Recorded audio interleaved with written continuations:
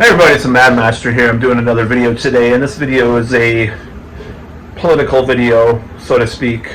I know I haven't done those, and I know I swore off that for a while and stuff, but like I said, at various occasions I'd be doing occasional ones, so just wanted to talk about this. So, of course, I said, I've done, even since I've said those words, I've done some political videos.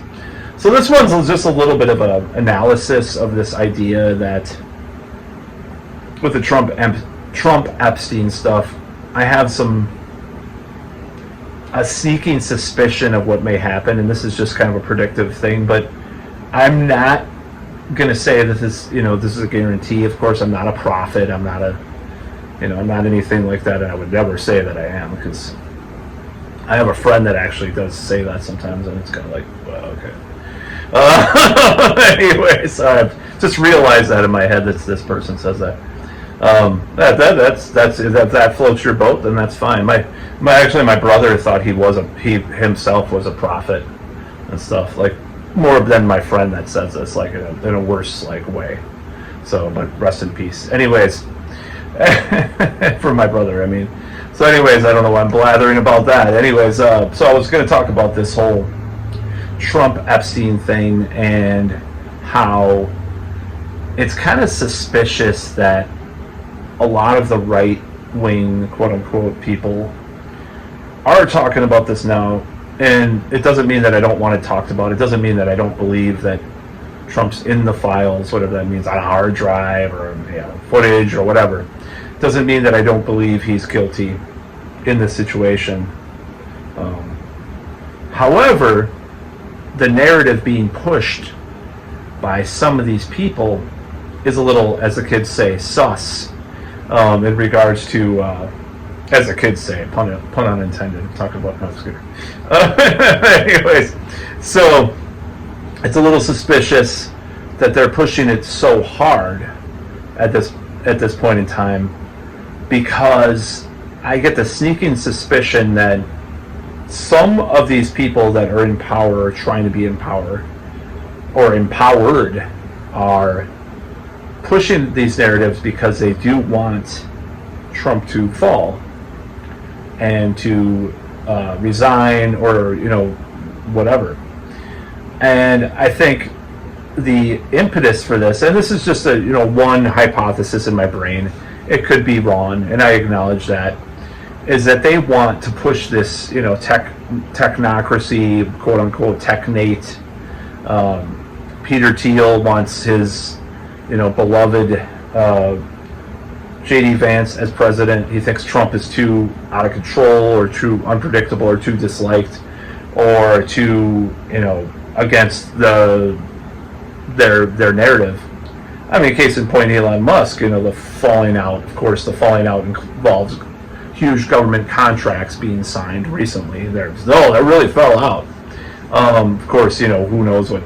I mean, like people have speculated, maybe he has some stuff on him. Maybe Elon has some of those files, those, so-called files. So this is just one thing. So what could happen, like in the next 2 or 3 months, is that somehow these Republicans will virtue signal or virtue pose, because for years they didn't really care about this stuff, and neither did the Democrats, and they will force Trump to resign, and J.D. Vance will become president, and Peter Thiel and these billionaires' worst nightmares, or our worst nightmares, their greatest dreams will come true. AI will replace everything. I mean, there won't be any regulation on it. Now, the silver lining is that probably some of the tariffs that are really restrictive might go away in that case. I don't know. Because that's Trump's kind of pet project. This is the one thing that he actually cares about, in my opinion. Like, I don't like Trump, but, like, if you want to get closest to, like, believing that Trump actually believes in anything in the world, then that would be one of those things that is probably valid. Now, it's misguided, and it has its own consequences, but I do believe he comes from this place of wanting. There's part of him that actually believes in this, has convinced himself it's kind of one of those cognitive dissonance things. Like, you know, you may disagree with Trump and think he's just a, you know, narcissistic, sociopathic, whatever.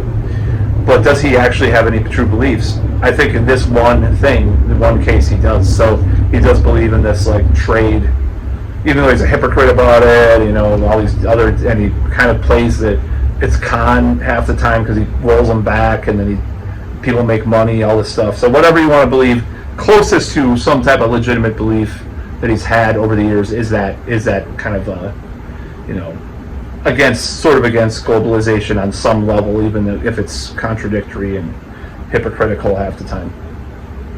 So that's what I had to say. I think there's bound to be some really crazy stuff. I mean, you think right now is crazy, but think about 3 months from now. Like, there's just going to be it's going to be pretty wild, in my opinion. In my opinion, it's going to get pretty wild.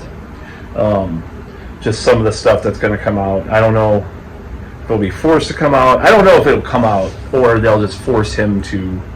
This is just an idea. It could just pass over, you know, and nothing gets released, no justice is done. But it seems like this is just a wound that is being ripped open by the minute. You just see Anna Kasparian was on Tucker Carlson or something, or, you know, you have all these people that are kind of lined up to, you know, but don't be taken for a fool. Don't be gullible and stupid about this.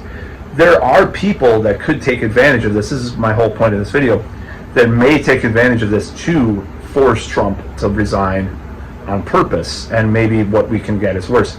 I have a relative that actually, strangely, not strangely, but I don't know if I want to edit this out, but strangely it came up in conversation. I'm just saying, and it was a surprise that someone would express this kind of thing. That I know, and I was surprised by it. But then I thought about it. And I'm like, this is pretty wild to think about that, but it actually kind of makes sense. It's like, well, why would they try to go after him, Trump that is, if all these other people are doing it, and all, you know, these people are complicit in all this stuff?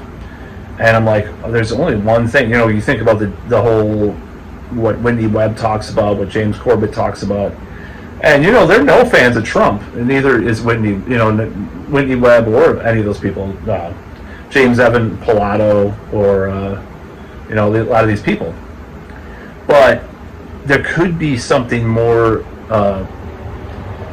insidious at play here, is my point, and that's why I did this video. So that's about all.